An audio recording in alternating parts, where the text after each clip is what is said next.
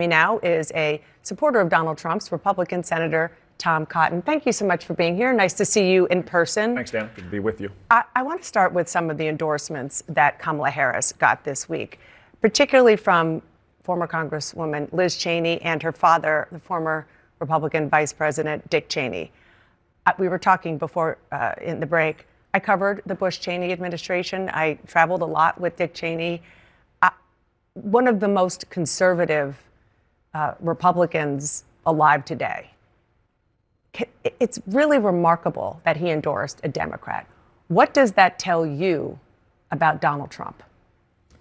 Well, it was a remarkable time in politics. You have Dick Cheney endorsing a Democrat, and you have a Kennedy endorsing a Republican. I think what it tells us is that there's a lot of ferment in American politics, but in the end, endorsements are not going to make the difference in this race. What's going to make the difference is their records. This is a very unusual presidential election.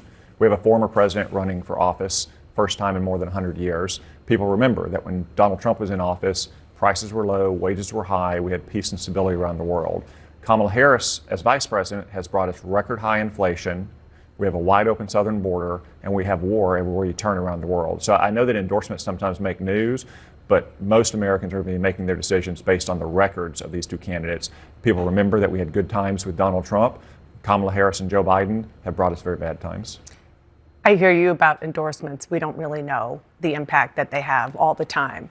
RFK Jr. hasn't been in elected office. Dick Cheney was Vice President of the United States for 8 years. He was a senior member of the House. He was Chief of Staff to Gerald Ford. He worked tirelessly to advance Republican policies for a long time. You don't think his endorsement of a Democrat with that kind of pedigree is going to make a difference with swing voters? I really don't. I or mean, never Trump voters who weren't sure about Harris? Well, I mean, some of this is probably that Donald Trump beat his daughter in her last election by 39 points.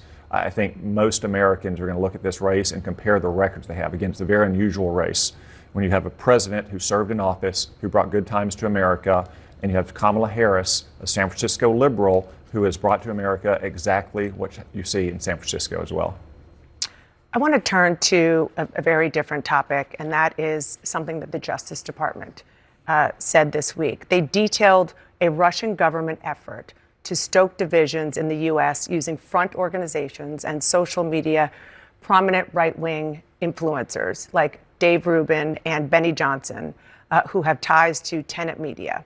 Now, that's a company that the Justice Department says was being funded by Russian operatives. You sit on the Intelligence Committee.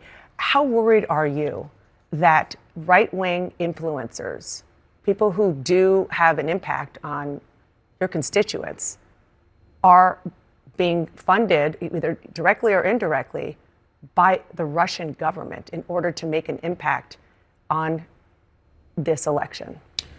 Well, first off, Dana, we haven't been in session, so I haven't seen any intelligence about this matter. I've only seen the allegations I've read in the newspaper. People should not knowingly take money from the government of Russia or Iran or China or any other adversarial nation to try to influence the election. But I also think it's fair to say that a few memes or videos in the vast sea of political commentary is not going to make much of a difference in this election, nor has it in past elections as well. What did make a difference in the last election is the lies about Hunter Biden's laptop that more than 4 dozen former intelligence officials lied about in the middle of that campaign. And most networks, to include this one, bought that lie hook, line, and sinker. That did make a difference in the election. But I think a few videos or commentaries, which again, you shouldn't do if you're out there in the business of commentating on elections, is not going to make a difference in the vast sea of commentary we see.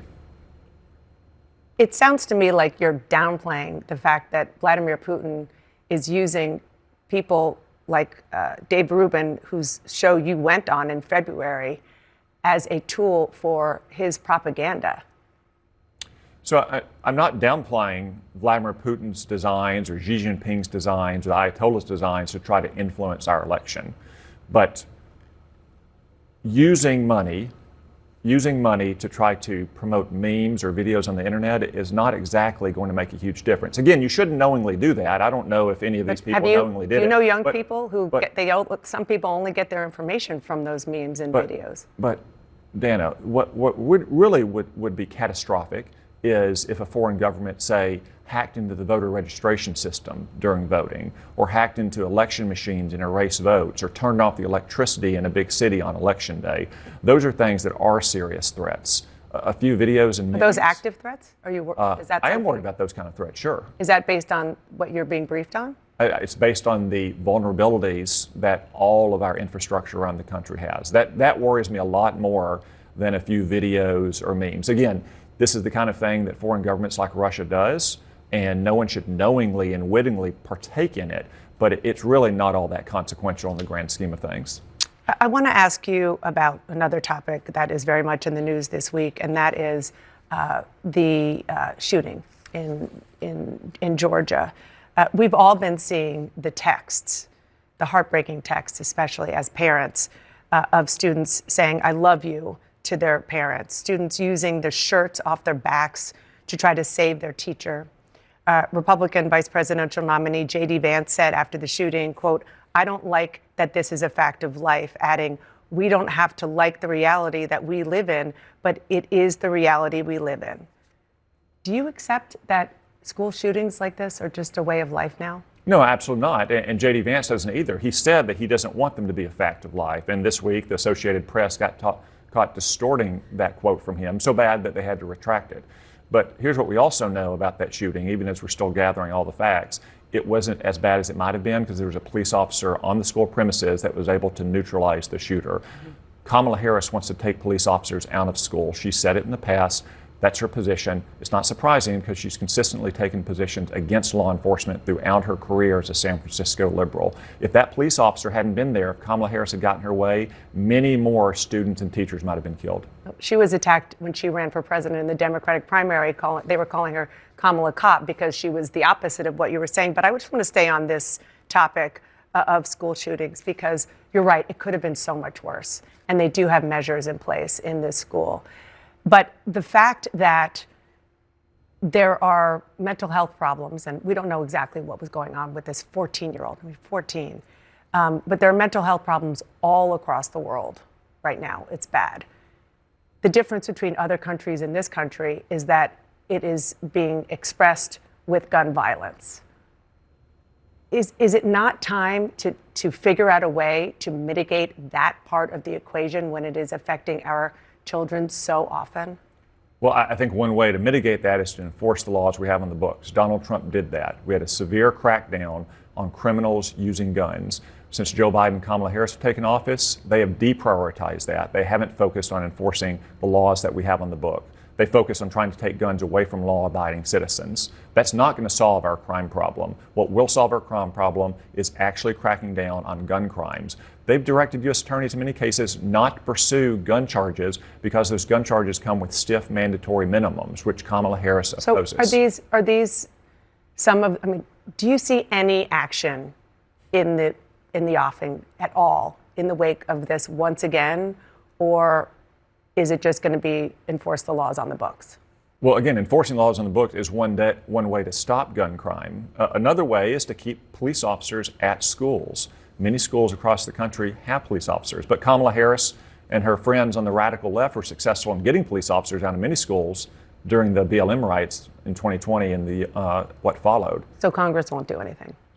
Well, look, most law enforcement happens at the local level. These police officers are not federal agents, they're local police department officers. But again, Kamala Harris and her friends on the radical left who oppose law enforcement, they wanted to get them out of schools. That's one way. It's not the only way, and it's not a silver bullet, but that's one way to help protect these schools, among many others. Before I let you go, if Donald Trump wins, do you want to be defense secretary? I'm focused on Donald Trump winning, just as he's focused on winning. There's plenty of time for him to put together a great team after the election, which I know he will. Somehow I had a feeling that was going to be your answer, but I thought I would try anyway. Senator, thank you so much for being here. Thanks, Dan. I really appreciate it.